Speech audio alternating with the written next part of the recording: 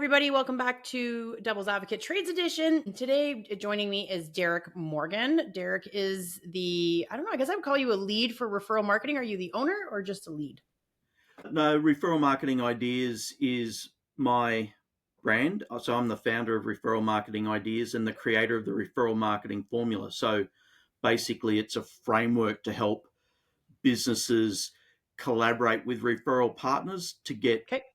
leads at scale without having the hassle of or the cost of ads and the hassle of complex marketing campaigns. It's all about relationships, connections, and getting quality introductions, which I know the trades industry does that really well organically. It's not wrong. Well, I'm part of your program. I'm on Refer It with you, and my voice of God that no one else can hear is also on Refer It. That's why I called Michael. And you know Michael as well. And so he is the one that introduced me to it. And then I got a chance to have a conversation with you over the phone. And it's a very cool thing. I have to sit down and start loading a bunch of people into it. I just haven't had a chance to do that yet.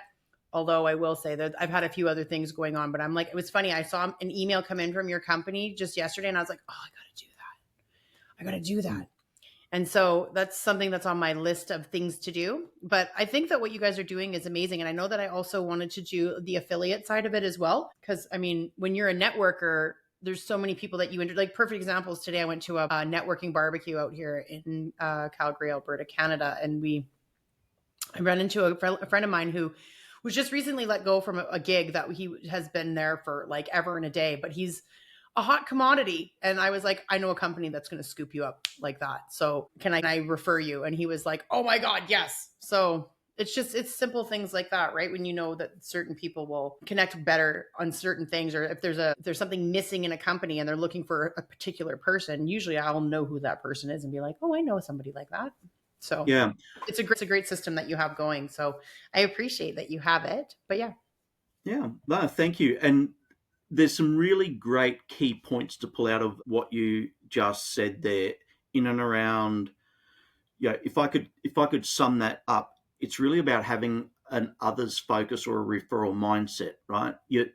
And when you take that into networking events where you're looking to add value and you're looking to find your way to a connection to a referral partner, as opposed to going to a networking event and just thinking about how do I get my next lead? How do I get my next deal? Mm-hmm. When you make that shift, everything changes, right? So for you having that mindset of genuinely deeply listening and then going, okay, you've got a problem. It's not necessarily a problem I can solve directly, but I know somebody who can, and therefore you make that connection. And ultimately that person, and you don't need to ask, it's that whole law of reciprocity. When you do somebody a favor, they want to find at some point a way to actually add value back to you. And that's typically where referrals come back to you without you asking for them. But that's how a lot of businesses work on a referral basis, where their referrals are organic, they're ad hoc. They're never quite sure when they're going to come in. They're never quite sure how many are going to come in.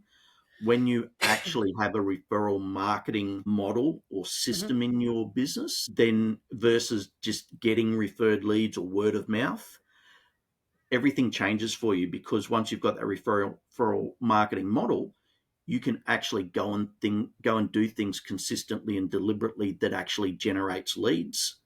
And then you can actually scale your business through that process based on your ability to deliver, based on your capacity. So yeah, it's really liberating once you get to that point.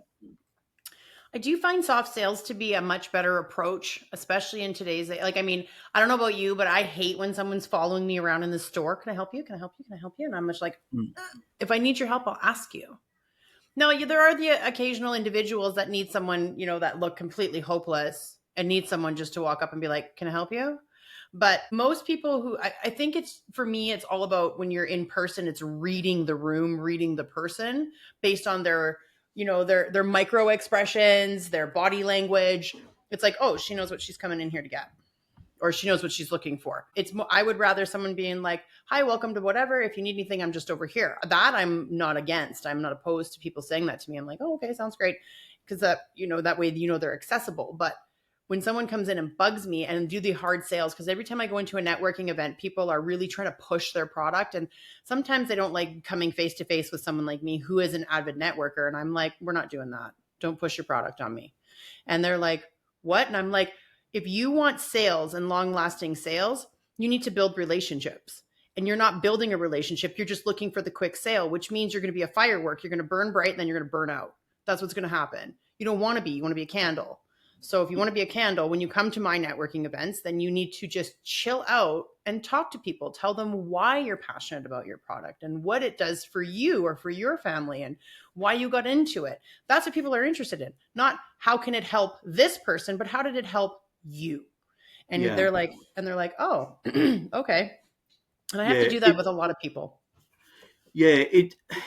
But you're 100% correct, Lisa, in that whole relationship side of things and not selling, but even being, talking about your product and being product focused in those networking events. If you don't have an ideal prospect in front of you, their interest in your product is zero, and their ability to retain information beyond the end of the day around your products and services and then connect that link to who they might connect you in the future is really, really hard, unless, to your point, you're going through that lengthy relationship basis where you're building that know, like, and trust over time.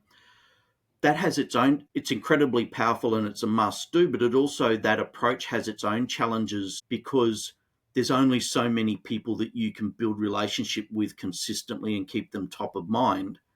So then you've got this referral network ceiling capacity through these individuals, and then constantly trying to maintain those relationships. You get to burnout phase really, really quickly if you're trying to grow and scale.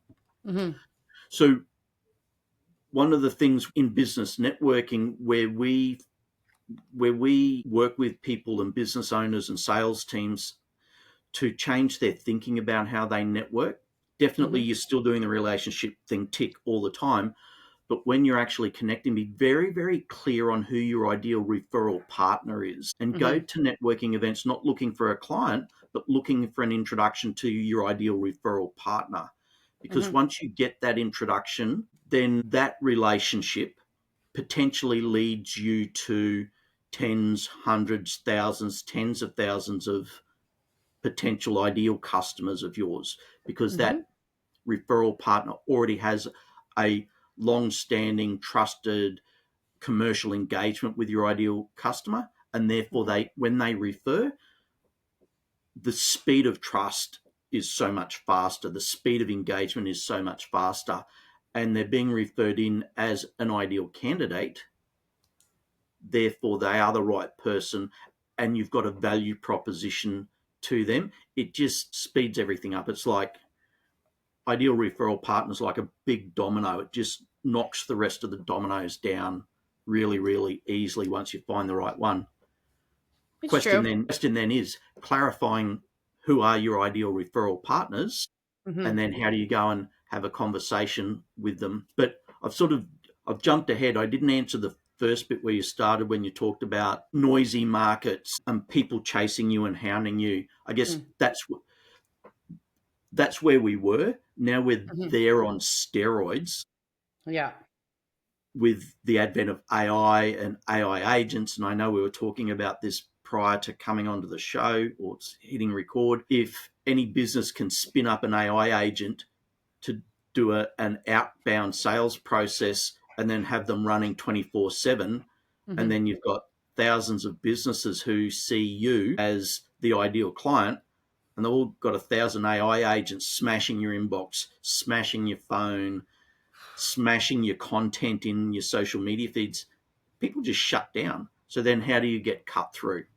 And that's what we train on, that's what we coach on, that's what we talk to the market about. It's like human to human relationships where the connection, you get an introduction, Yeah. there's already trust established because of the person that connected you, and then the conversation goes fast. Like our engagement's a perfect example. Michael introduces us, within 24 hours we've got a meeting booked in the calendar without actually having spoken to each other.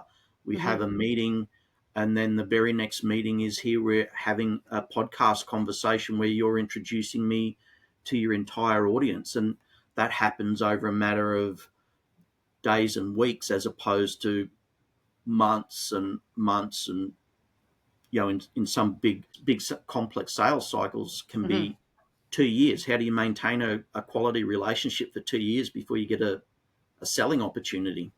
Yeah, well, it's like that old phrase, right? It only takes one to say that you're good enough. I don't know why we both trust Michael. He's crazy. But, I mean, here we are. But no, I mean, but that's what it is, right? It's, he's someone that we both trust and we have a great rapport with. And he said, hey, I think you two would have some synergy. You need to have a conversation. Lisa, you're a great networker. Derek's got this, this brand that he's doing and he's launching and it's helping with marketing. And I was like, yeah, sounds good.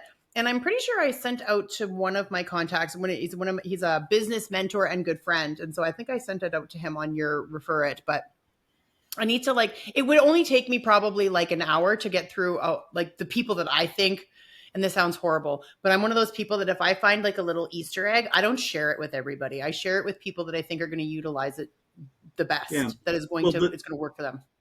Well, the thing is, take the pressure off yourself in not having to block out an hour of your day and do the data entry, because it really is as simple as a process of, I'm going to connect two people up.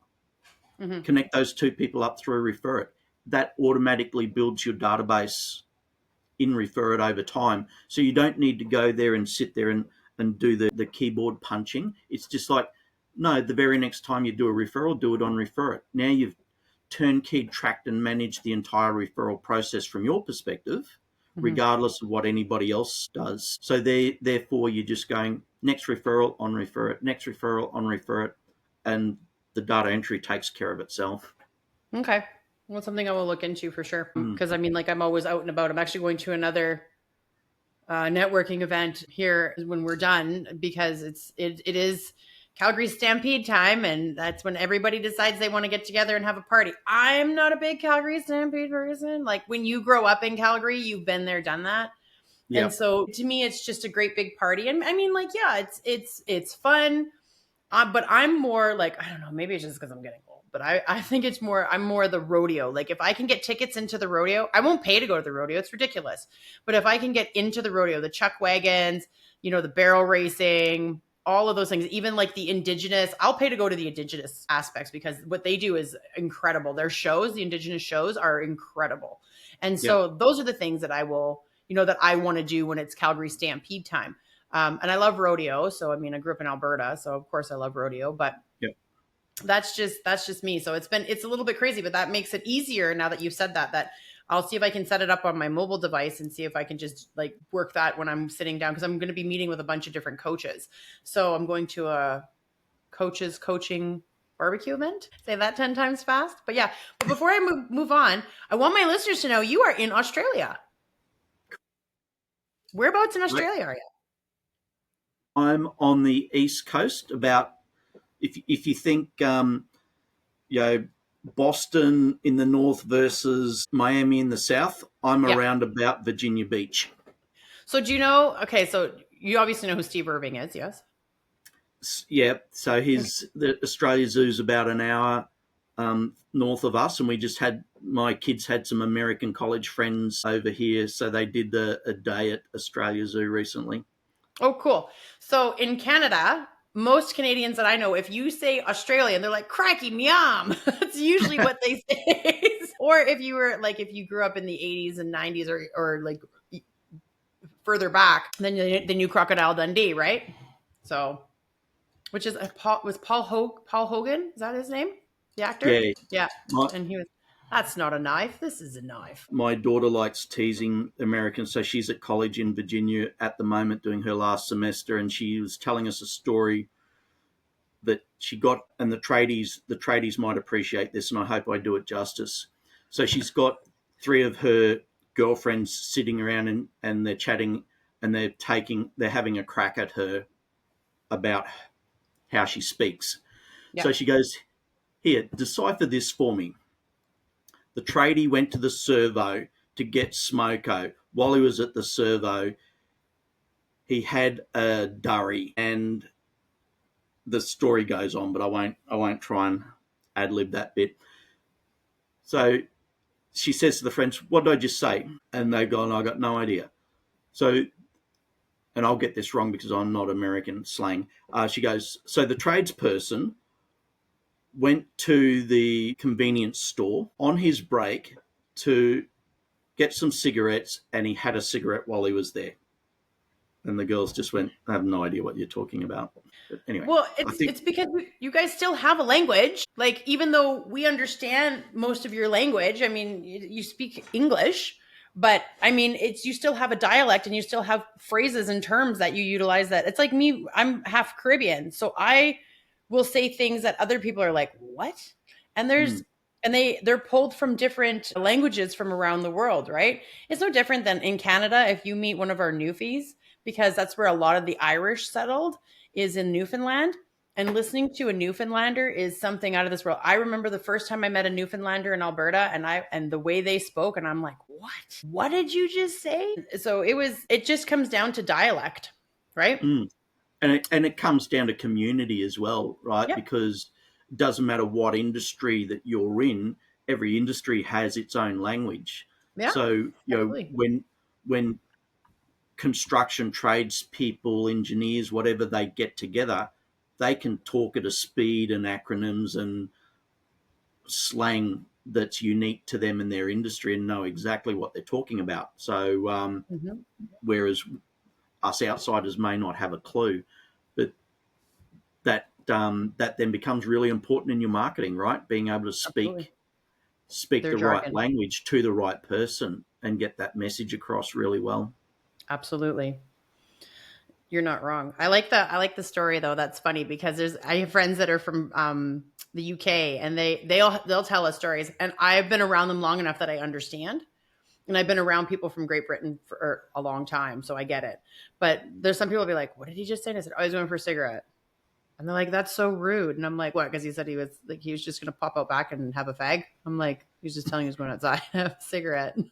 Yeah, yeah. Well, fag has a whole range of different connotations based on a whole range of different things. So, yeah, Yeah.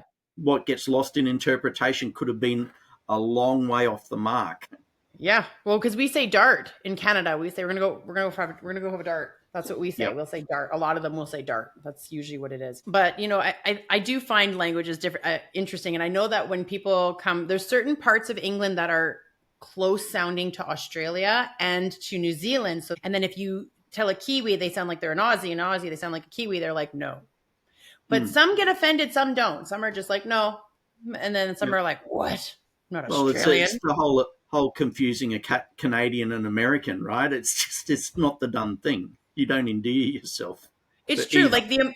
It's funny because like if someone asks a Canadian if they're American, they're like absolutely not. Like they get really upset because they're like I don't need any drama, you know. And then Mm. if you ask an American if they're Canadian, the Americans are very proud. And some will say no, North American or whatever, and some will be like absolutely not. I'm not Canadian. They're all a bunch of snowflakes, and we're like Mm. Yeah.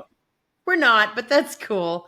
And there's a lot of comics out there in the world that make jokes, and it's one of the funnier jokes because it's got so much validity to it. And he says, like the one guy says, he said, "We're not scared, and we know how to talk shit, and we don't apologize all the time. We just don't know if you're packing. So we're smart enough to get ourselves out of the situation because we don't know if you have a gun or not." And I'm like, it's true. A lot of us Canadians are actually really rude. We act nice to most people because we just don't know. We don't want any drama. We're like, nope. We have like a drama thermometer or like odometer in our brain, and we're like, no, not doing Yeah. it. I think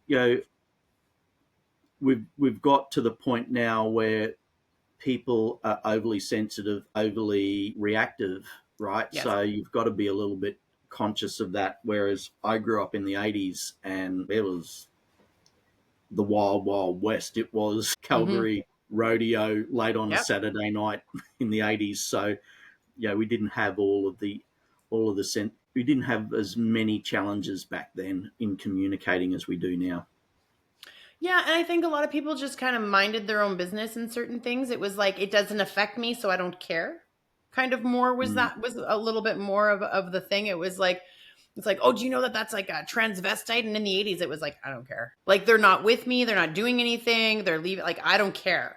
Right. But then there was also some of the complacency when things would go sideways that nobody would get involved either. So it's almost like the pendulum has swung completely the other way, where we want people to get involved when there's problems, violence, threatening, whatever. We want people to get involved, but not quite to the extent that they're now. It's like we need to have movements and marches. And I'm like, sometimes we do. Sometimes as a mass, we need to do that. And then sometimes what we need to do is just continuously have those actions where more people engage in getting involved at a certain level and knowing when to get involved, right? So that's, and then when Great. there is movements, which really upsets me, being not only of, mixed ethnicity, but also being female, what really upsets me is when there's movements and people come in and they just convolute the actual message because they want to come in with their own message. So what the message started as is no longer the message by the time you get like a month in, because everyone's jumped on the bandwagon and decided to create their own narrative, and that irritates me. So that's why I don't really stand behind a lot of movements. I know in my heart that all people matter, Black people matter, gay people matter. It's, as far as I'm concerned, as long as you have blood flowing through your veins, you matter, as a human. But other than that, I don't really get into it because there's too many things that go sideways with a lot of the, and that's just my opinion, right? A lot of things that just go sideways with these different types of movements that happen. So they turn it, I think their intentions are good in the beginning and then it just goes sideways. Like, I'll give you a perfect example. The convoy, the trucking convoy that happened in Canada, that actually was not what it was. Everybody was freaking out and COVID and this and that and jumping on the bandwagon. That original convoy was for truckers going after the government of Canada to make better roads for them to be safer, because some of the roads and highways that they were traveling on were death traps. And that was originally what it was, but it turned into like COVID and then Aboriginal. And then I'm like, whoa. And even the Aboriginals were like, don't bring us in here. This has nothing to do with us, And so that's what happens is you get all these people up. And then the convoy turned into where everybody was like, oh my God, like, why are they doing this? Why are they storming the capital of Canada? Like, what is happening? And a lot of people were really mad. Some people were ecstatic about, we're going to stand up and we're going to show our government. And I'm like, our government really isn't that. He's like, they're pretty tame. Like, what you started off with is not what you're finishing with. And so how can the government do anything for you when there's 600-700 messages inside of one movement? They're like, which one do you want us to pay attention to? And some people will say all, and I'll say, no, not all need to be paid attention to. Maybe like 3. That's a real powerful marketing message to your listeners, right? Having clarity of message, not mixed messages, being really hyper focused on who you're speaking to, how you're speaking to, and where they're congregating.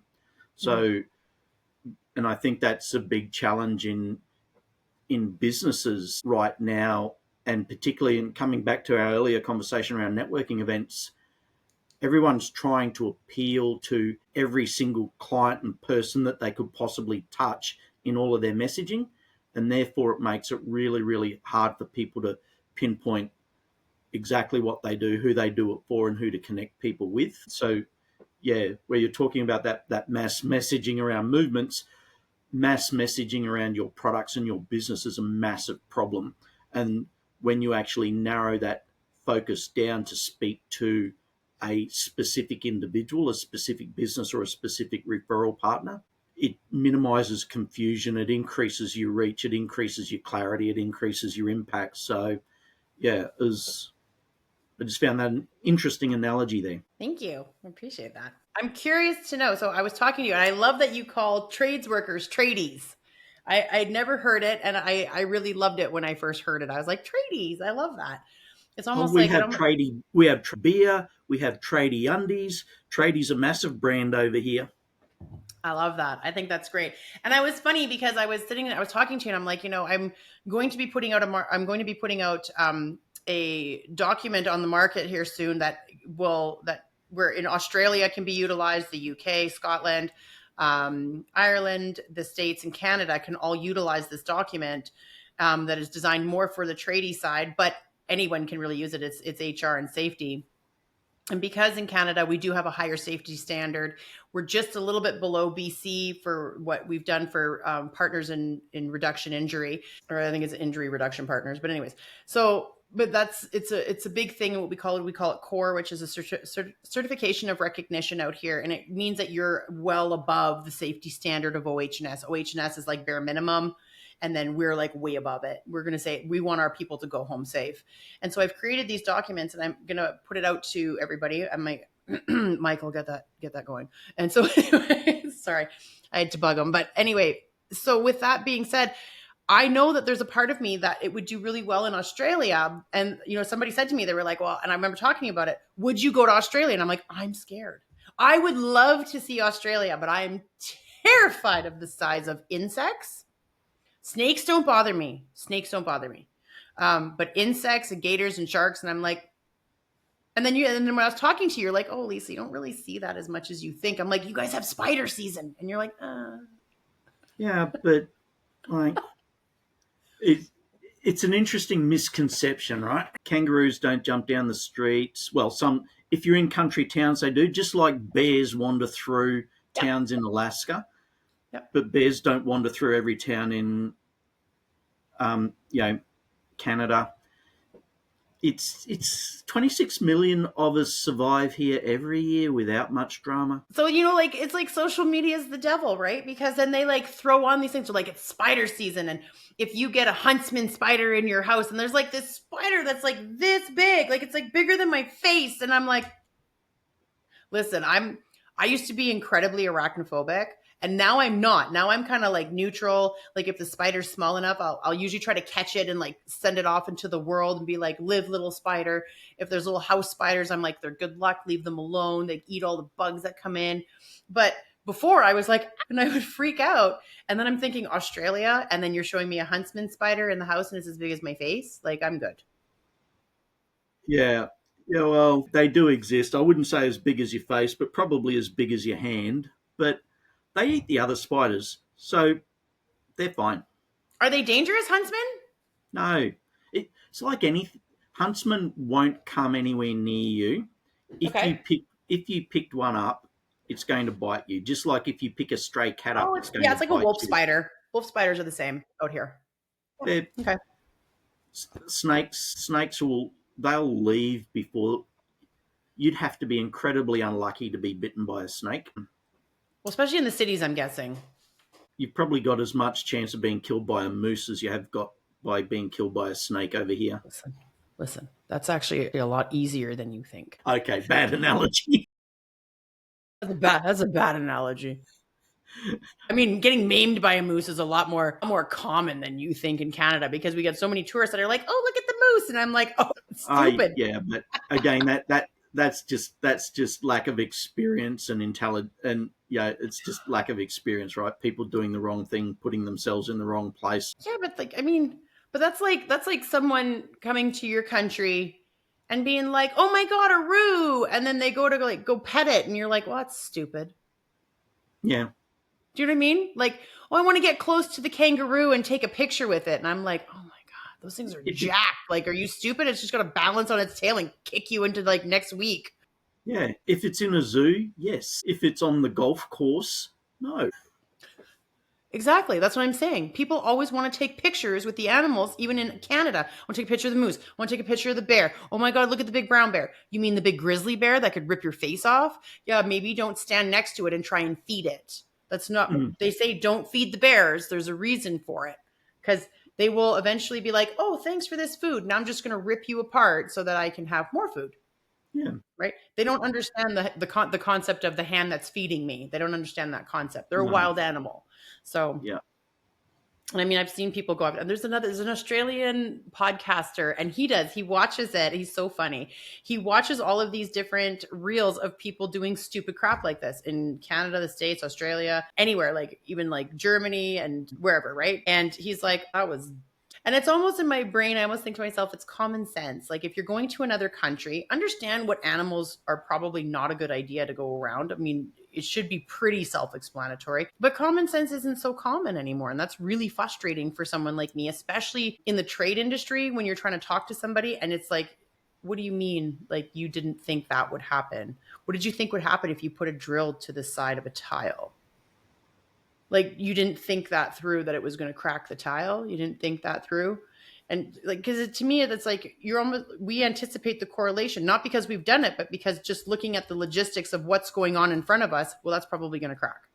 We don't need to have to actually see it. We know, because based on of our learning, we have to have critical thinking that if point A is point B and point C is down here and point D, well, what's going to happen if we start cross connecting these?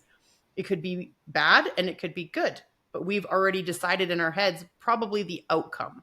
You know, like when the little kids walking around with the fork in their hand and they're going to go straight to the electrical socket, and mom's like, no, no, no. And dad's like, he'll do it once and never again. Literally. You know, but I mean, like, I grew up in that generation. I mean, I was born in the early 80s. So I grew up with the adults that were like, oh yeah, let her do it once. She won't do it again. And I'm like, you know, it's like, it's that FAFO energy, fuck around and find out. Like, if just let them jump off the roof. Well, they'll break their leg. Well, I guess their summer's fucked and they won't do that again now, will they? And I'm like, Yes. There's some tough lessons that you prefer not to learn firsthand. right? And then the kiss method came out. Keep it simple, stupid in the trade industry. That's what we say out here. We say, keep it simple, stupid, kiss. And, you know, and it's funny because there are genuine people in the trade industry that will do that. They will keep it simple and keep it stupid, as in, like, you don't overthink what you're doing. If, you know, like, slow and steady wins the race here, like, we're good. But then you've got guys and you watch them and you're like, why are you making this so complicated? That's why we have the KISS method. So that's where I come back with the common sense. Like, you know, when people are doing things that are overexerting themselves or underutilizing the tools around them or people around them and overexerting themselves, and I'm like, why? Like, and so that's what I started to learn when I started getting into the trades and just dealing with people, was doing the psychology courses, because I'm like, I need to understand why people do this, because I had a friend say, don't try and figure out why people do the things they do, you'll go crazy. There's a lot of truth to that. You will. If someone rips you off or cuts you off in traffic, you trying to figure out what could possibly be that person's problem is just going to make you go crazy. You don't even know. It could just be that they didn't see you. It could be as simple as that. They just didn't see you. You were in the blind spot and they cut you off, and that was it. And then they waved. They weren't being like, thanks. They were actually saying, oh, sorry. Like, I didn't see you. Right. So that's why, and that when he made that comment, I was like, it's actually makes a lot of sense. It's a lot of truth. So I try not to do that too much, but when it comes to the psychology on site, when people are asking questions, which I'm a firm believer, ask all the questions you can. I think the more questions and the more knowledge you want to gain from your superiors around you and the seasoned guys that are there, the better. But be careful how you ask questions, because the one thing I know about a seasoned tradesperson or a seasoned tradie is that they hate stupid questions. There are questions and then there are stupid questions. And stupid questions come from a repeat. So if you're repeating the same question more than 3 times, as far as they're concerned, you're not listening. And that's a valid assessment. And the other thing too that I would imagine frustrates tradies is you come and ask a question that you really should have been able to work out for yourself if you only took 30 seconds to think about it. Yeah. So you're actually being lazy, and they hate lazy because you're just pushing work onto them. So common problem in today's generation as well, a bit of a lack of critical thinking, and because they've had everything given to them, they've had the easy route along the way, they've lacked those critical thinking skills to be able to work shit out for themselves. Any of the kiddies out there, on the random chance they stumbled across a podcast, develop critical thinking, because it is going to be the skill set that's going to stand these kids out moving forward, particularly with what's going on in AI and trades industries at the coalface have a level of protection around AI, but at the operational side of things, the administrative side of things, you need to be across AI, and to be successful with AI, you need really good critical thinking skills to validate what you're producing with AI. So, the operational admin, marketing, sales side of the trades industry needs to be on top of that, and kids coming into that industry need to be on top of critical thinking, because that's going to be their edge moving forward. I agree with you. And it's funny. I've been on a couple of different podcasts in regards to not only my own, but a few others. And we've talked about kids and critical thinking. And it's something that I do with my kids. Because we've already damaged some of the ones that are in the world, but it's stop enabling, stop doing for them and stop enabling. And you're enabling by the kids get in trouble and you're like, I'm going to get you out of this. It's like, no, let them feel that pain. Let Yeah. them feel what the consequences are for their actions. Stop running and saving these children. I've told my kids, I could probably guarantee to you that if something happened, they would call me because I'm their mama and I'm a suck for my kids. But if they did something that would render them in jail, they know for a fact, they're like, mom would be like, sit there for a night. Think about what you did. I'm not coming right away. Like, sorry, you there's made a choice. Yeah, exactly. And that's what I've said to my kids all the way through. There's choices and there's consequences, and then there's dumb choices and unintended consequences. So you choose. Well, that's it. But it starts so young, and I'm even seeing it with my kids because my kids are my daughter's 14, my son's 12, and kids get themselves into these predicaments, and so there's two problems. Number one, everybody has a goddamn cell phone in their hand, and there's 500 angles of what's going on, and instead of actually doing, I hate to say this, because police are in the trades too, but they are a trade of sorts, but like, do your jobs. It almost seems like a dereliction of duty because all you're doing is taking all of this information and you're just going off of certain angles of everything. But the perception and what's happening, I'm not like, people will say, oh, a camera doesn't lie, but now there's AI and maybe your angle was skewed and maybe you're someone who you can make something look a lot more nefarious than it is. It can be as simple as someone, you can be as simple as someone trying to protect their friend or have self-defense, but you didn't catch the first 15 minutes of the video because you didn't start recording until it benefited this person. And the media doesn't want to see any of the reality anyway. They only want to see the dramatization of whatever paints a story. Yeah. And well, garbage sells. Too true. Too true. We could run down a rabbit warren there all day. That's true. That's true. Did you say the rabbit wand? Is that what you said? Rabbit warren, down the rabbit warren. That's awesome. We say rabbit hole. Rabbit warren. Yeah. I like it. I'm gonna start using that. Write that down, Michael. Michael Vermeulen, Dynamic AI Hub, hiding in the background, keeping us on a leash. I know. Actually, he doesn't keep us on a leash at all. I can just talk so much shit about him on podcasts and he won't come in. I'm like, I've called him the voice of God. I've told him to hurry up and get his shit together. I've told him he fucked up my podcast. He doesn't come on. There's nothing. I can't seem to make him just like pop in and like be like, hello. Just appear. But yeah, I mean, like I do. I mean, the one thing I will say is Michael has done a lot of amazing things with his company, and I have pushed him and his company, and I've referred him. And you're like, you should have used refer it. And now that will probably make it easier as well. Because I'm someone who wants to do the data entry so that it's in there, so that when I'm thinking about it, it's really quick. So it's just a matter of getting used to the system. And Michael was saying there's lots of really good things coming. We'll fix that for you. So we've got an updated mobile, dedicated mobile app version being released probably by Friday week. So not this Friday, the next one. So by the time anyone sees this, forget about it. The mobile app will be out. But that syncs with your contacts, so you're not having to double enter. Syncs with your CRM. So all of that existing data is just going to be easier to work with.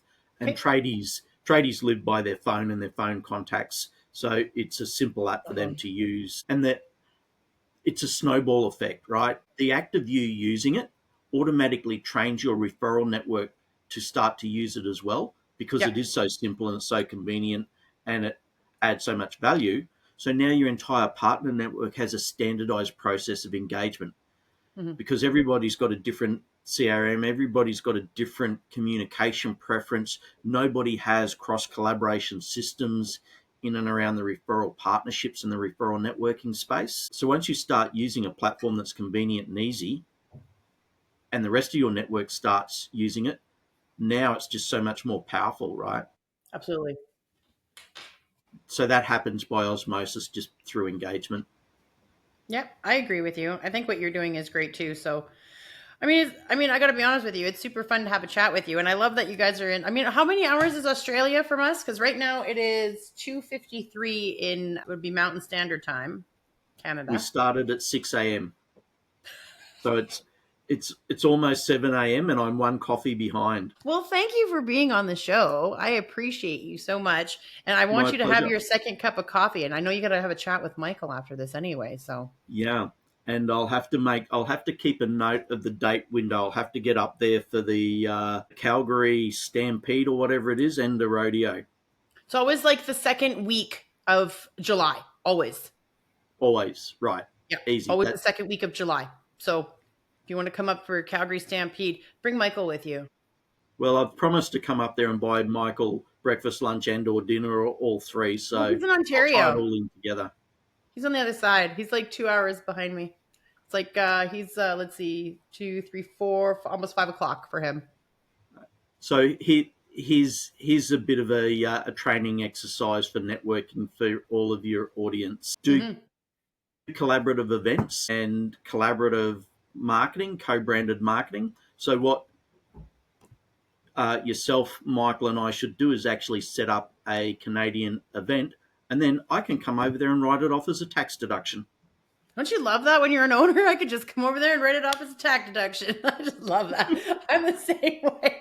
I'm like, don't tell everybody that because then they're like, what? And I'm like, that's why he's here. But what everybody doesn't understand is that the money still has to be put out first. You can write it off when it comes tax season. Don't get Michael talking about taxes. Jesus Christ, you won't be able to leave. But Oh, we'll just set up an event that makes money. yeah, absolutely. And then for everybody, and it gives everybody a chance to, because I know you guys have affiliates and you guys have people that will come and help with that. And there's opportunities. So there's so many opportunities for Refer It for people and also just Refer It itself. It's such a great product that just putting people together in the same room and being paid for it. Why wouldn't you want to do that? And then you don't have to ask people for it. Yeah, exactly. Well, what you're doing is you're getting paid to add value to other people, regardless Mhm. of whether they do business with you or not. Yeah. And that's the power of the model. Yeah. It's a good one. It's a good model. Well, again, thank you so much, Derek, for being on my. Lovely chatting, Lisa. Really appreciate the time. Yeah, absolutely. Thank you. I appreciate your time as well. So, everybody, we'll see you back next week. Same time, same bat channel, same bat hour. And remember, don't do anything crazy.